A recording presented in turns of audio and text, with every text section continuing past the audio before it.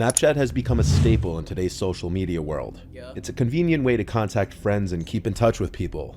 But as we've seen over and over on this channel, there can be a few privacy concerns if you're not careful. Let's just jump right into it and look at 3 disturbing snaps people have received and their backstories. For the sake of the person who sent me this, I'll refer to her as Maria. Maria has an Instagram account with 5,000 followers, which is a decent amount, and so she gets a good amount of attention on her profile from men. Maria has a boyfriend who has not appeared in any pictures of hers on her Instagram. Maria also had her Snapchat username in her Instagram bio, something a lot of people do to allow their acquaintances and friends to add them on the app with ease.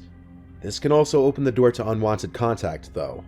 Although she didn't add everybody back who added her on Snap, she at one point had her privacy settings set to allow all people to send her messages and snaps, even people she didn't add back. So, somewhat often she'd receive messages and snaps from random guys, usually guys that followed her on Instagram. In her words, often older and creepy looking. But according to her, even younger guys managed to look creepy by taking weird angled selfies in dark rooms.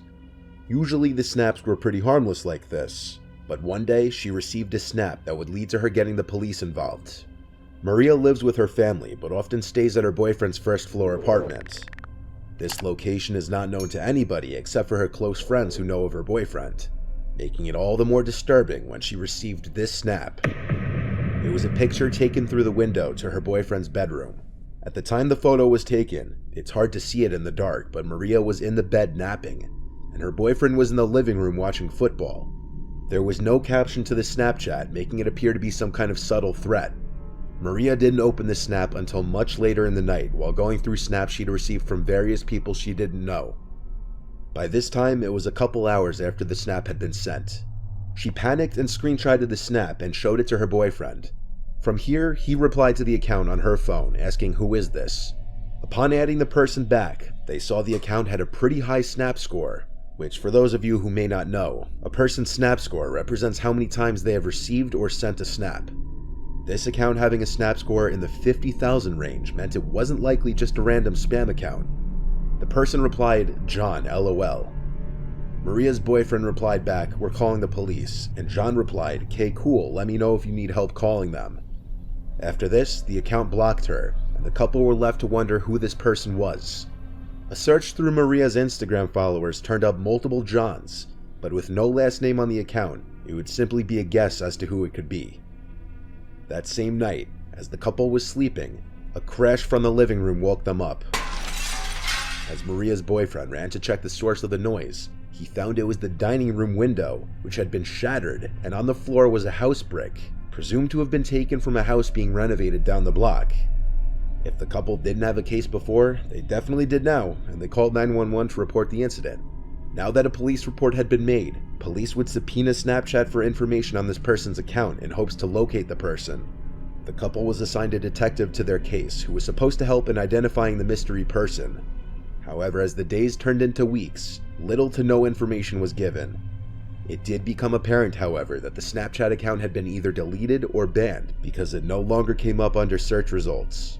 Currently, Maria and her boyfriend have no idea who this person was, and any thought of it being a prank by a friend was out the window when their window was literally shattered by a brick.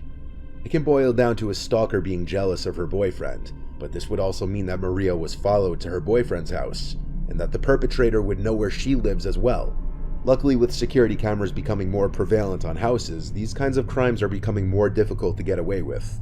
But in cases like this, where there's an absence of any cameras, unfortunately people may still be able to pull these kinds of crimes off. 3 months later, and Maria and her boyfriend haven't seen any new activity at either of their homes. Okay, so like, bam. He had a, okay. What if he was just trolling to like the super extent or some shit? Cause he came back and threw a brick and then left. So I don't know.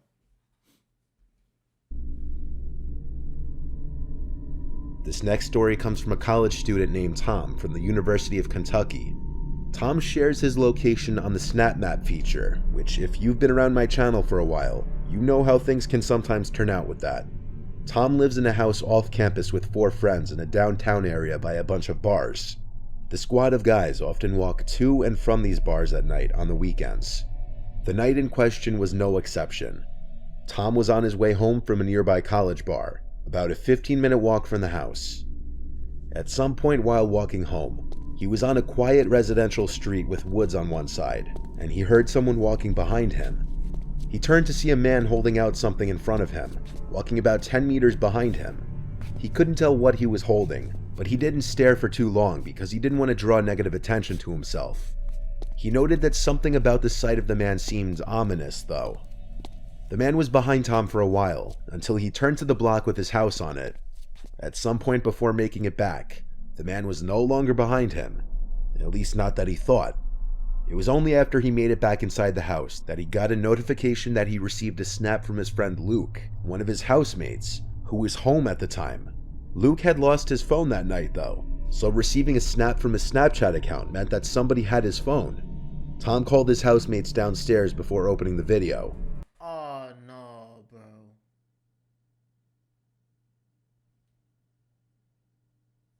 The person that's walking behind him got his friend's phone, and he got their location because he opened Snap, and he got bro location, and he been following him this whole time. I don't know why why he didn't hit them corners, boy, before you even got to the crib.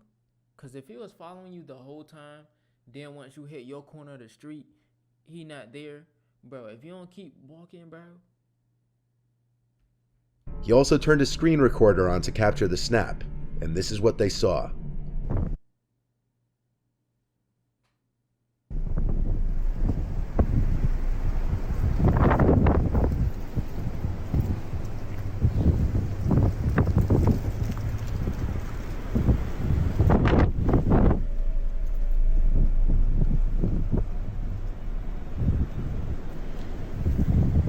The snap was a video of Tom walking down the street towards his house. It was the man he had seen walking behind him, and what he was holding out in front of him was apparently Luke's phone. They had the idea to check the location of Luke's phone on the snap map, since he had his location enabled, as did Tom. The location of his Bitmoji was last updated 9 minutes ago, and its location was right on top of their house. So the 3 guys who were currently home ran around the entire property with all the outside lights on to light up the area. They didn't find the man with the phone, but oddly enough, Luke's Bitmoji moved just a tad as it updated again, yet it was still on top of the house, meaning whoever had the phone had to be somewhere that they were overlooking. After a while, the guys thought to lock the phone using the Find My iPhone feature, and then have it play as sound. When they did this, they were confused to hear the beeping sound of the phone coming from inside the house, followed by stomping of someone's shoes and the front door slamming shut. Luke's beeping phone was still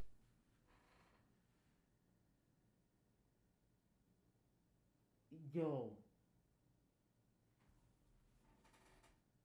Man, it's 3 in the morning. Yo. He even got in the crib. They even locked all the doors, and bro still got in the crib.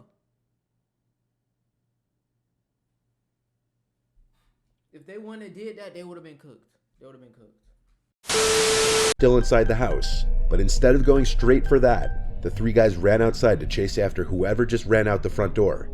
By the time they made it out onto the street, they had no idea which way the person went. They were out of sight and they could have been hiding anywhere. After checking the neighbors' yards, the guys went back inside to retrieve Luke's beeping phone, and Tom claims they found it right in the pantry closet, meaning the man was hiding in there for however long. At first, one could have maybe assumed that the person who had the phone was trying to return it, until it was discovered that that person was literally hiding in their house. Assuming all the details in the story are true, if I had to guess, the man who had stolen Luke's phone knew who he was somehow and was following Tom through his SnapMap Bitmoji location all the way up to their house. There are some missing details though, like how the phone was stolen, what the method of entry to the house was, and if Luke and the rest of the guys in the house had any sort of enemies or people out to get them. No police action was taken apparently. How did he get In the crib. Watch Incantation on Netflix. Are you dumb?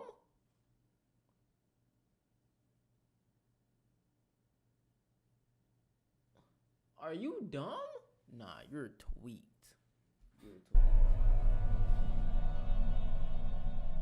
In 2015, an Australian Redditor with username Skinna555 took 3 Snapchat videos of his parents' exotic birds and put them on a Snapchat story. What followed next was downright disturbing. Skinna and his girlfriend recently moved into his childhood home with his parents while their own house was being built. Skinna's parents owned 3 Australian parrots, and one night while he was home alone, he uploaded 3 Snapchat stories showing off the birds, since many people always asked about the birds. Right, so the first one of my parents' little birds is this little guy. It is little Leo. He's a cockatiel. The second little bird of my parents is a rainbow lorikeet. His name is Oliver. And there he is. And here I am with my good little mate, Puffin. About 15 minutes after uploading the videos to his story, Skinna receives a text from one of his friends, and at the bottom of it, it says, "By the way, what was that in the window behind you in the last one?" So after seeing this text, he went to rewatch the clips a couple of times and opened them on his computer to get a larger and clearer view of the videos. In the last snap, it almost appears as if someone is at the door, looking in with their hands cupped against it.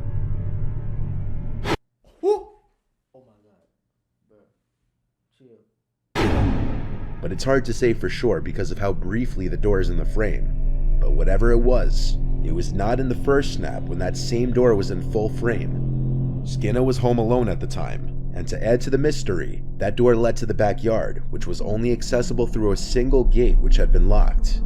The theory that it might have been a reflection doesn't hold up, because the sliding glass door was half open, and all that stood between the figure and the inside of the room was the fly screen door, which would not have been able to cast any reflections.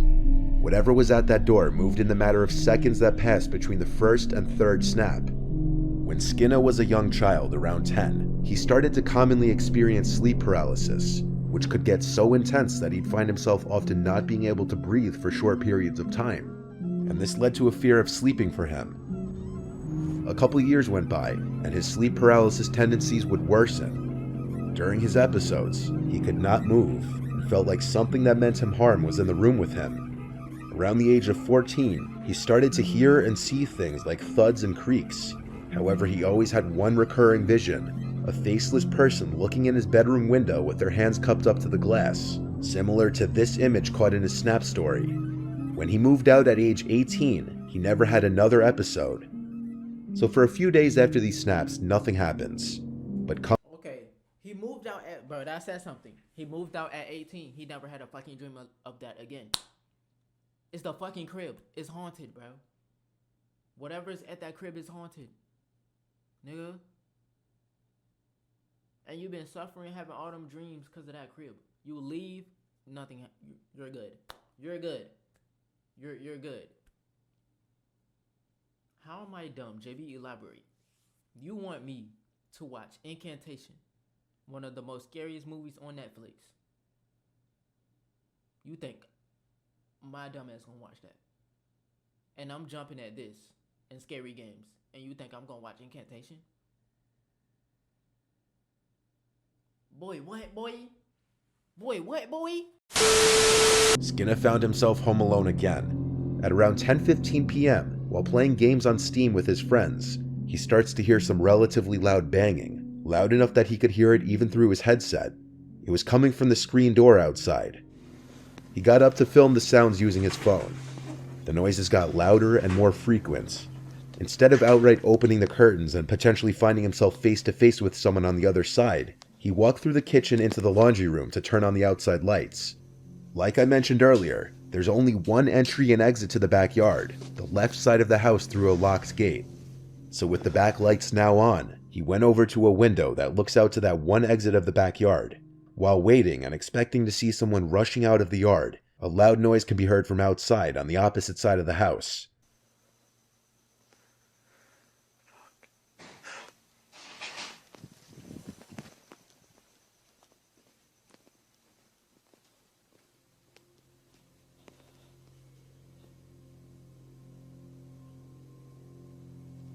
He aims the camera at the window for a few moments, then turns on the kitchen lights, and seconds later stops recording.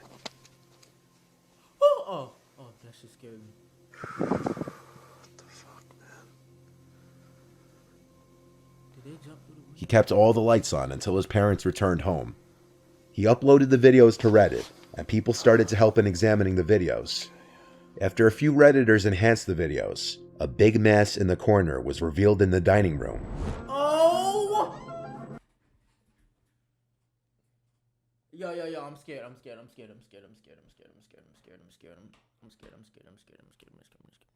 Bro, did y'all see that shit? Oh! He was in the corner. Bro. A big mess in the corner was revealed in the dining room. The figure begins to resemble a person. And to make it creepier, that figure is not there at the end of the video. Skinner called the police, and the video freaked even them out. They believed that a two-man team tried to rob his parents while they were away. Theoretically, when one would-be robber broke in and realized Skinner was home, the second one tried to make noise to lure him inside. And when it didn't work, he snuck out and escaped. Skinner doesn't entirely trust this theory, mainly because all the doors and windows were locked from the inside when they came in. So how exactly would these guys have gotten in? Years later, this just remains to be another internet mystery, and what actually went down, we may never know. Yo. No. This actually scared me. The last one actually got me. Nah, bro. The last one gave me goosebumps, bro.